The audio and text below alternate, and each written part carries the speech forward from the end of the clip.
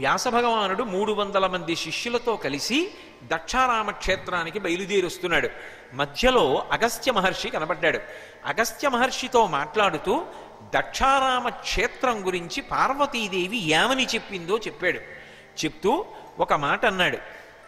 అసలు నిజానికి ఈ యావత్ ప్రపంచంలో కూడా చాలా చాలా గొప్పదైనటువంటిది కర్మభూమి, వేదభూమి, యజ్ఞభూమి ఈ భారతదేశం.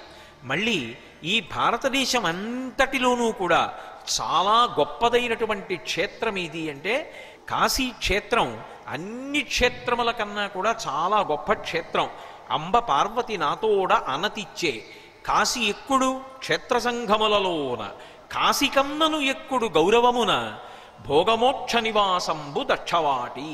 అంబ పార్వతి నాతోడ అనతిచ్చే ఈ దక్షారామ క్షేత్రం గురించి స్వయంగా అమ్మ అయినటువంటి పార్వతీదేవి నాతో ఒక విషయం చెప్పింది. ఏమని చెప్పిందో తెలుసా? క్షేత్రములన్నిటిలోకి గొప్పది ఏది అంటే కాశీక్షేత్రం. ఆ కాశీక్షేత్రం కన్నా గొప్ప క్షేత్రం ఈ భూమండలం మీద ఏదో తెలుసా? ఒక్క దక్షారామమే. దక్షిణ కాశీ అని పిలవబడినప్పటికీ కాశీ ఎక్కుడు క్షేత్ర సంఘములలోన కాశీ కన్నను ఎక్కుడు గౌరవమున భోగమోక్ష నివాసంబు దక్షవాటి. కాశీ పట్టణానికి వెడితే ఒక్క మోక్షం గురించి మాత్రమే వెళ్ళాలి. కానీ దక్షారామ క్షేత్రానికి ఉన్నటువంటి గొప్పతనం ఏమిటంటే అసలు దక్షారామ క్షేత్రంలో మోక్షానికి మోక్షము లభిస్తుంది. అలాగే అక్కడ విశేషమైనటువంటి భోగానికి కూడా అదే క్షేత్రం. అందుకే ఇప్పటికీ పెద్దలు ఒక మాట చెప్తారు. అర్థ సంబంధమైనటువంటి సమస్యలు ఉంటే, ఏదైనా ఐశ్వర్య సంబంధమైనటువంటి సమస్య ఉంటే దక్షారామ క్షేత్రానికి వెళ్ళి భీమనాథుణ్ణి సేవించండి అంటారు. అక్కడికి వెళ్ళి భీమనాథుణ్ణి సేవించిన, భీమనాథుణ్ణి నోరు విప్పి ఏదైనా కోరిక కోరినా ఆయన తీర్చకపోవడం అనేటటువంటిది ఉండదు. అంటే అది మన అవసరమై ఉండాలి.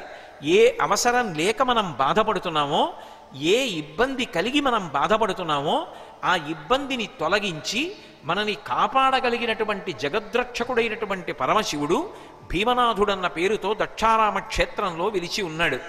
అది భోగమోక్ష నివాసంబు దక్షవాటి. భోగానికి భోగము ఇస్తాడు, అంటే ఇహమునందు కావలసినటువంటి సమస్త సంపత్తిని ఇస్తాడు.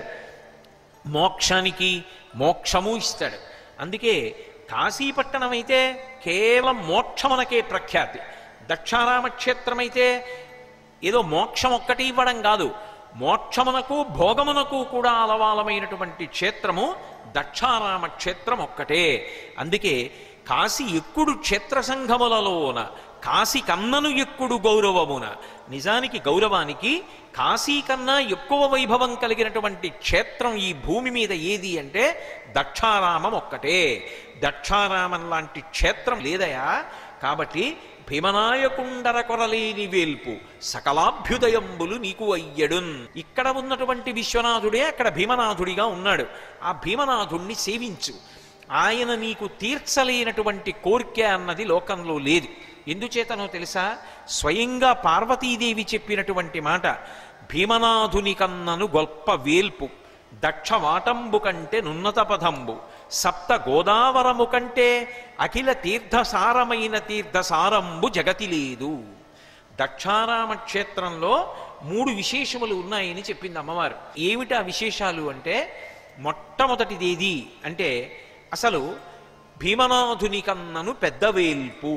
దక్షారామంలో ఉన్నటువంటి భీమనాథుడి కన్నా గొప్ప దైవం ఒకటి ఉన్నది అని చెప్పడం సాధ్యం కాదు. ఎందుకంటే భోగం ఇవ్వాలన్నా ఆయనే, మోక్షం ఇవ్వాలన్నా ఆయనే. ఆర్తత్రాణ పరాయణుడైనటువంటి శంకరుడు వెలిసినటువంటి క్షేత్రం కాబట్టి అక్కడ ఉన్నటువంటి భీమనాయకుడు మహానుభావుడై ఎంత గొప్ప కోర్కెనైనా సరే తీర్చగలిగిన వాడై ఉంటాడు. ఒక అవసరం తీరకుండా ఎంతో బాధపడవలసిన అవసరం ఎందుకు వస్తుంది? గత జన్మలలో చేసినటువంటి పాపం అడ్డొస్తే ఆ పాపము అడ్డొచ్చి ప్రతిబంధకమై మనని బాధ పెడుతుంటే బాధపడుతుండడమే తప్ప ఆ ప్రతిబంధకాన్ని దాటి కార్యాన్ని సాధించలేం. కానీ భీమనాథుడి అనుగ్రహం ఉందనుకోండి, అసలు ఎట్టి పరిస్థితుల్లో జరగదనుకున్నటువంటి పని కూడా జరిగి ఆయన యొక్క అనుగ్రహాన్ని పొంది దాని వలన కార్యాన్ని సాధించగలరు.